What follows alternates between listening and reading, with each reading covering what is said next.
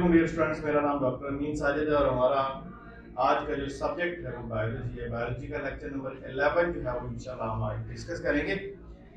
पिछले लेक्चर में आपने देखा होगा कि हमने फोटोसिंथेसिस का टॉपिक जो है वो शुरू किया था। फोटोसिंथेसिस को हमने जनरली एक ओवरऑल उसकी इक्वेशन है उसको डिस्कस किया था। उसके साथ हमने डिस्कस किया था कि वाटर और कार्बन डाइऑक्साइड जो है वो रॉ मटेरियल्स हैं फोटोसिंथेसिस के। ये रॉ मटेरियल्स का इनटेक प्लांट के अंदर उसके लीव्स तक कैसे होता है। हमने देखा कि वाटर जो है वो रूट से एब्जॉर्ब होता था और जो एयर है उसके through carbon dioxide through stomata जो वो प्लांट के लीव्स तक आती है। हमारा आज का जो टॉपिक है वो है मैकेनिज्म ऑफ फोटोसिंथेसिस।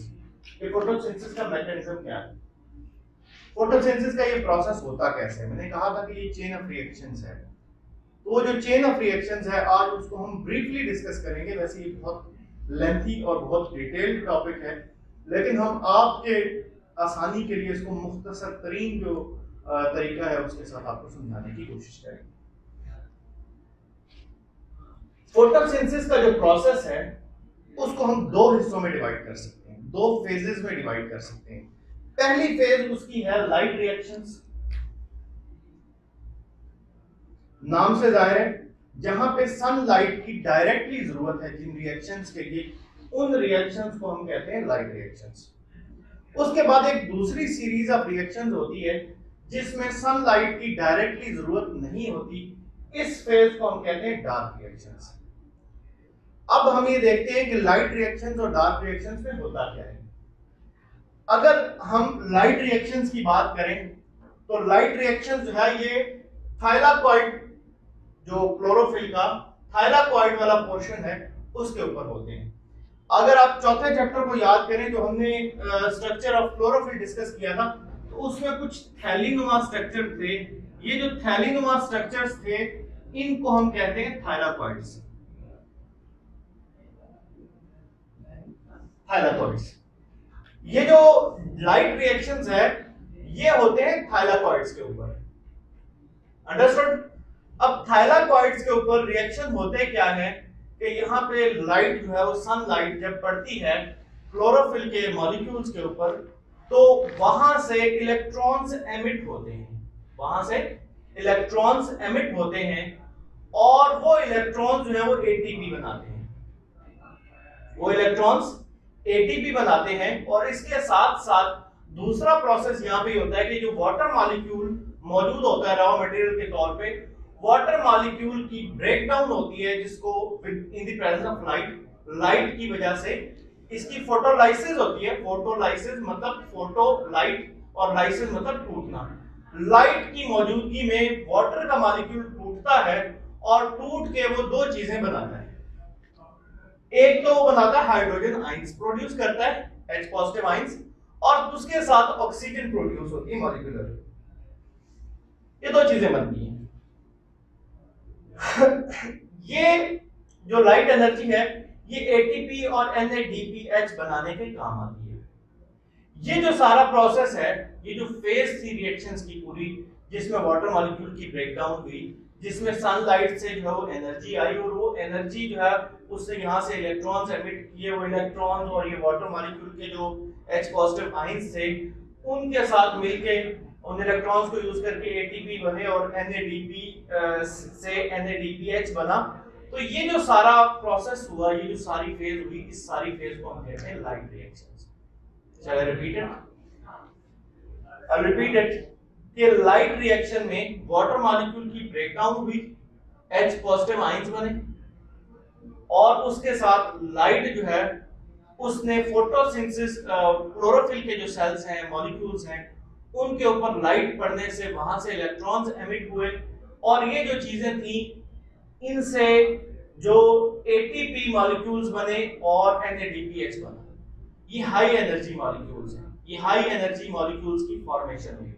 यानी आपको थोड़ा सा पीछे याद हो तो एटीपी मैंने बताया था करेंसी है सेल की, एनर्जी स्टोरेज मॉलिक्यूल्स है। यहाँ पे हमने एनर्जी सनलाइट से लेके अपने मॉलिक्यूल्स में स्टोर कर ली। ये पहला फेज हो गया और ये कहां पे हुआ? Thylakoids of the chloroplast. हमारा जो नेक्स्ट फेज है फोटोसिंथेसिस की वो है डार्क रिएक्शंस। अब सवाल यह है कि डार्क रिएक्शन में क्या होता है और डार्क रिएक्शन को डार्क रिएक्शन कहते क्यों हैं? फोटोसिंथेसिस के लिए तो लाइट की जरूरत है, कंडीशन है लाइट उसके लिए, तो ये डार्क रिएक्शन कहां से आ गया भाई इसमें? जी, तो डार्क रिएक्शन इसको इसलिए कहते हैं कि इस प्रोसेस सारे के अंदर सनलाइट की डायरेक्टली जरूरत नहीं है। सनलाइट की जो डायरेक्टली जरूरत थी वो लाइट रिएक्शन के अंदर पूरी की जा चुकी है। सनलाइट से हमने एनर्जी ले ली और वो एनर्जी हमने एटीपी और NADPH मॉलिक्यूल्स के अंदर प्रिजर्व कर ली, सेव कर ली। अब हम ये एटीपी और NADPH की एनर्जी जो है उसको यूटिलाइज करके ग्लूकोज बनाएंगे।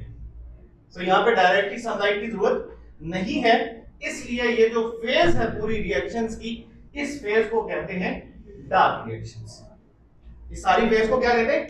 Dark reaction. अब हम एक ओवरव्यू लेते हैं कि इस फेज में क्या होता है।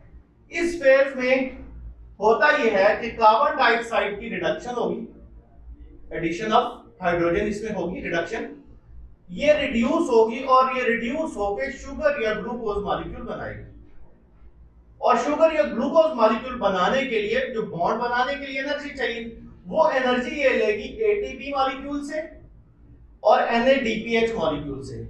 ये NADPH और ATP मॉलिक्यूल्स अपनी एनर्जी CO2 को देंगे, उसकी रिडक्शन में उसको हेल्प करेंगे, शुगर बनेगी और ये वापस कन्वर्ट हो जाएंगे NADP और ADP प्लस फॉस्फेट ग्रुप में, जो कि दोबारा से साइकिल चलेगा, वो लाइट रिएक्शन में दोबारा से ATP बन के आएंगे और इस तरह से ये एक ऑनगोइंग प्रोसेस है जो चलता रहेगा।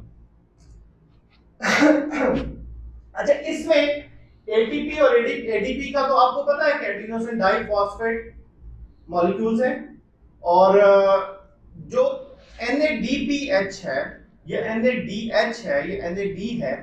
NAD is basically nicotine amide adenine dinucleotide. NAD is nicotine amide adenine dinucleotide। ये मॉलिक्यूल है। इस मॉलिक्यूल में जब ये मॉलिक्यूल है NAD प्लस होता है, NADP प्लस भी होता है, अगर फॉस्फेट ग्रुप साथ में अटैच हो तो NAD प्लस होता है। तो यहाँ पे इस मॉलिक्यूल में जब रिडक्शन का प्रोसेस होगा, जब इसमें एडिशन ऑफ इलेक्ट्रॉन्स और एडिशन ऑफ होगा हाइड्रोजन, तो ये NADH और NADPH में कन्वर्ट हो जाएगा, एनर्जी को स्टोर कर लेगा। अच्छा, अब ये जो मैंने जैसे आपको बताया था कि ये जो लाइट रिएक्शन के बारे में आपको बताया था कि लाइट रिएक्शन जो है वो कहां पे होते हैं? थाइलाकोइड्स ऑफ द क्लोरोप्लास्ट के ऊपर होते हैं। इसी तरह से ये जो डार्क रिएक्शन का पूरा हिस्सा था, पूरी फेज थी, ये जो है ये फेज जो है पूरी स्ट्रोमा ऑफ द क्लोरोप्लास्ट के ऊपर होती है। स्ट्रोमा कौन सा? ये जो स्पेसेस बीच में खाली जगह जो है, इन सारी खाली जगहों के ऊपर ये दूसरी फेज कंप्लीट होती है। अब हम इंशाल्लाह अपना जो लेक्चर का नेक्स्ट अगला पोर्शन जो है उसमें हम लाइट रिएक्शंस और डार्क रिएक्शंस को बारी-बारी डिटेल से डिस्कस करेंगे। So students, as we were discussing, हमारा जो इसमें टॉपिक का जो फेज थी, पहली फेज लाइट रिएक्शंस की, उसको हम थोड़ा सा डिटेल से डिस्कस करेंगे। उसकी समरी जो इवेंट्स की है उसको हम डिस्कस करेंगे लाइट रिएक्शन को। जैसा कि आपने पढ़ा, एक ओवरव्यू तो हमने आपका इंट्रोडक्शन में करवाया कि लाइट रिएक्शन में होता क्या है, कि सिर्फ लाइट एनर्जी आती है, उस लाइट एनर्जी से हम ATP और ADP मॉलिक्यूल, NADP मॉलिक्यूल जो है उसको NADPH मॉलिक्यूल्स में कन्वर्ट करते हैं। अब ये प्रोसेस होता कैसे, लेट्स डिस्कस। यहाँ पे होता ये है कि ये फोटॉन्स ऑफ लाइट जो है, जब ये क्लोरोफिल के सेल्स के ऊपर और मॉलिक्यूल्स के ऊपर पड़ते हैं तो यहाँ से एमिट होते हैं 2 इलेक्ट्रॉन्स। यहाँ से इलेक्ट्रॉन्स एमिट होते हैं। ये जो इलेक्ट्रॉन्स होते हैं ये इलेक्ट्रॉन ट्रांसपोर्ट चेन के जरिए ट्रांसफर किए जाते हैं, इलेक्ट्रॉन ट्रांसपोर्ट चेन के जरिए ट्रांसफर किए जाते हैं। इस ट्रांसफर के दौरान होता यह है कि ये जो ADP मॉलिक्यूल था वो इन इलेक्ट्रॉन्स की वजह से कन्वर्ट हो जाता है ATP मॉलिक्यूल में। ATP मॉलिक्यूल प्लस फॉस्फेट जो है ये मिलके ATP बनाते हैं। तो पहला काम तो इसमें ये हो जाता है। दूसरा काम ये होता है कि जब फोटॉन्स ऑफ लाइट जो है वो पड़ते हैं इनके ऊपर, और ये जो दो इलेक्ट्रॉन हमारे पास आते हैं वाटर मॉलिक्यूल की फोटोलाइसिस से, ये इलेक्ट्रॉन है, दो इलेक्ट्रॉन प्लस ये जो हाइड्रोजन के आयंस हमारे पास बने थे वाटर मॉलिक्यूल की ब्रेकडाउन से, ये मिलते हैं NADP के प्लस के साथ, NADP plus molecule nicotinamide adenine dinucleotide phosphate molecule के साथ मिलते हैं और NADPH बनाते हैं। तो ये दो प्रोसेसेस जो है वो इसके दौरान होते हैं। अगर हम बुक से इसका जायजा लें तो पहला क्लोरोफिल मॉलिक्यूल एब्जॉर्ब करते हैं लाइट को और एनर्जी लेवल इंक्रीज होता है, उनके इलेक्ट्रॉन एमिट होते हैं। ये इलेक्ट्रॉन्स जो है वो इलेक्ट्रॉन ट्रांसपोर्ट चेन के जरिए पास ऑन होते हैं और एटीपी प्रोड्यूस करते हैं। दूसरा प्रोसेस ये होता है कि लाइट जो है वो वाटर मॉलिक्यूल को भी ब्रेक डाउन करती है। वाटर मॉलिक्यूल की ब्रेकडाउन में हाइड्रोजन आयंस बनते हैं, ऑक्सीजन बनती है और उसके साथ साथ इलेक्ट्रॉन्स प्रोड्यूस होते हैं। ये वाटर मॉलिक्यूल के जो हाइड्रोजन आयंस और इलेक्ट्रॉन्स हैं ये NADP मॉलिक्यूल के साथ मिलके NADPH बनाते हैं। इस तरह से हमारे पास लाइट रिएक्शन के नतीजे में दो high energy molecules that is ADP से ATP बनता है और उसके साथ साथ NADPH बनता है, जिनमें लार्ज अमाउंट ऑफ एनर्जी जो है वो स्टोर हुई होती है। अब जो हमारी नेक्स्ट फेज है इसकी, वो नेक्स्ट फेज में हम जो डार्क रिएक्शंस हैं उनको जो है वो डिस्कस करेंगे। चलो रिपीट इट वंस अगेन। इसमें होगा क्या कि क्लोरोफिल सेल्स जो हैं उनके ऊपर जब लाइट पड़ेगी तो उस लाइट से इलेक्ट्रॉन एमिट होंगे जो इलेक्ट्रॉन ट्रांसपोर्ट चेन में जाएंगे और चेन में जाके प्रोड्यूस करेंगे ATP से ATP मॉलिक्यूल प्रोड्यूस करेंगे और उसके साथ साथ जो वाटर मॉलिक्यूल की ब्रेकडाउन होगी फोटोलाइसिस के जरिए, लाइट एनर्जी के जरिए वाटर मॉलिक्यूल की ब्रेकडाउन होगी, उससे हमारे पास आयंस बनेंगे हाइड्रोजन के और साथ में इलेक्ट्रॉन्स जो निकलेंगे और ऑक्सीजन बनेगी। ऑक्सीजन जो है वो और उसके बाई प्रोडक्ट के तौर पे बनेगी और वो एयर में वापस चली जाएगी। और ये जो दो चीजें हैं, ये दोनों चीजें NADP मॉलिक्यूल के साथ मिलके NADPH बनाएंगे। सो ये दो हाई एनर्जी मॉलिक्यूल्स हमारे पास आ जाएंगे। नेक्स्ट जो हमारा फेज है वो होगा डार्क साइकिल। डार्क साइकिल जो है डार्क रिएक्शन जो हम इसके बाद डिस्कस करेंगे। हमने लाइट रिएक्शन इसको डिस्कस किया। लाइट रिएक्शन में एक चीज जो मेंशन करना भूल गया था वो ये थी कि लाइट रिएक्शन जो है उसको जी स्कीम भी कहा जाता है। लाइट रिएक्शंस का जो फ्लो चार्ट डायग्राम है वो आपने देखा होगा कि यूं करके बना था, तो दैट्स व्हाई इसको जी स्कीम भी कहा जाता है, जेड स्कीम और जी स्कीम भी कहा जाता है। Now the thing is that dark reaction या इसको केल्विन साइकिल भी कहते हैं, क्योंकि मेल्विन केल्विन ने ये जो डार्क रिएक्शंस हैं इनको डिस्कवर किया था और इसको इस पे नोबेल प्राइज जो 1961 में मिला था फोटोसिंथेसिस की डिटेल्स को स्टडी करने पर। तो मेल्विन केल्विन ने अपनी यूनिवर्सिटी कोलीग्स के साथ कैलिफोर्निया में इसको स्टडी किया था। तो इसकी समरी जो इवेंट्स की है वो हम डिस्कस कर रहे थे। कार्बन डाइऑक्साइड जो है वो आप देख रहे हैं ऊपर कि कार्बन डाइऑक्साइड जो है उसके 3 मॉलिक्यूल्स जो है वो आएंगे। 3 मॉलिक्यूल्स कार्बन डाइऑक्साइड के आएंगे, एंटर होंगे इस साइकिल में और ऑलरेडी प्रेजेंट 5 कार्बन मॉलिक्यूल जो है उसके 3 मॉलिक्यूल्स के साथ ये मिलेंगे, मिलके ये बना देंगे 3 मॉलिक्यूल्स 6 कार्बन शुगर के। दोबारा से रिएक्शन को समझे कि जब कार्बन मॉलिक्यूल जो है वो केल्विन साइकिल में इस तरह से एंटर होगी कि एक पहले से 5 कार्बन वाला शुगर जो है वो मौजूद होगा, उसके 3 मॉलिक्यूल मौजूद होंगे। ये 3 मॉलिक्यूल 5 कार्बन शुगर के इनके साथ मिलेगी कार्बन डाइऑक्साइड, उसके 3 मॉलिक्यूल मिलेंगे और ये मिलेंगे तो ये तीनों मॉलिक्यूल में एक एक कार्बन और अटैच हो गया, तो ये बन गए 6 कार्बन वाला एक मॉलिक्यूल 3 मॉलिक्यूल बन गया। ये जो 6 कार्बन वाले 3 मॉलिक्यूल बनेंगे, यहां पे वो जो हमने पीछे हाई एनर्जी मॉलिक्यूल्स ATP और NADPH बनाए थे, यहां पे एनर्जी स्टोर की थी, वो जो है वो इसको तोड़ेंगे, इसको तोड़ के कन्वर्ट करेंगे। ये 3 मॉलिक्यूल थे 6 कार्बन वाले, इनको ब्रेक डाउन करेंगे, 6 मॉलिक्यूल्स बनाएंगे 3 कार्बन वाले, 3 कार्बन वाले 6 मॉलिक्यूल्स बनाएंगे।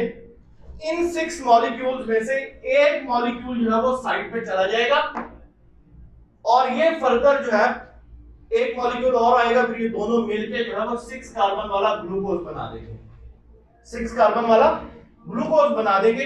बाकी 5 मॉलिक्यूल 3 कार्बन वाले आगे चले जाएंगे।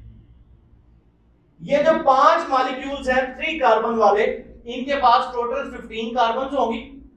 तो ये 15 कार्बन वाले कुछ चेन ऑफ रिएक्शंस होगी जिसमें मुख्तलिफ तब्दीलियां एक से दूसरी चीज में तब्दील होंगे, फिर तीसरी में, फिर चौथी में, फिर पांचवी में, इस तरह से एक सीरीज ऑफ रिएक्शन चलेगी।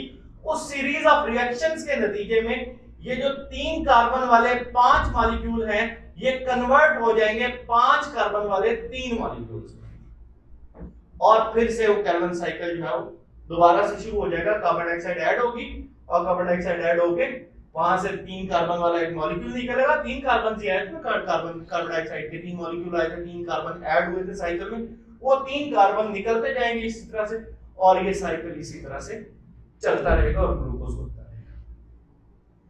ये हमारा जो है वो आज का लेक्चर था। ये जो 3 कार्बन से 5 कार्बन जनरेट होते हैं, इसमें एनर्जी जो है यूटिलाइज होती है। तो ये एक पूरा साइकिल है जो चलता रहता है। हमने आज फोटोसिंथेसिस के मैकेनिज्म को समझा कि फोटोसिंथेसिस में 2 प्रोसेसेस, 2 फेजेस होती हैं, एक लाइट रिएक्शंस होते हैं, एक डार्क रिएक्शंस होते हैं। लाइट रिएक्शंस के लिए डायरेक्टली लाइट की जरूरत होती है और वो थाइलाकॉइड ऑफ द फ्लोरोप्लास्ट के ऊपर होते हैं। उसमें होता ही है कि हम हाई एनर्जी मॉलिक्यूल्स बनाते हैं बाय यूजिंग लाइट एनर्जी। उसके बाद दूसरी फेज जो फोटोसिंथेसिस की है उसको हम डार्क रिएक्शन कहते हैं। डार्क रिएक्शन में हम वो हाई एनर्जी मॉलिक्यूल जो हम लाइट रिएक्शंस के नतीजे में बनाते हैं उनको यूटिलाइज करते हैं, कार्बन डाइऑक्साइड की रिडक्शन होती है और उससे ग्लूकोज बनता है। That's all about today's lecture. इंशाल्लाह नेक्स्ट लेक्चर जो है उसमें हम रोल ऑफ क्लोरोप्लास्ट और लाइट के ऊपर बात करेंगे। जज़ाकुमुल्लाह खैर।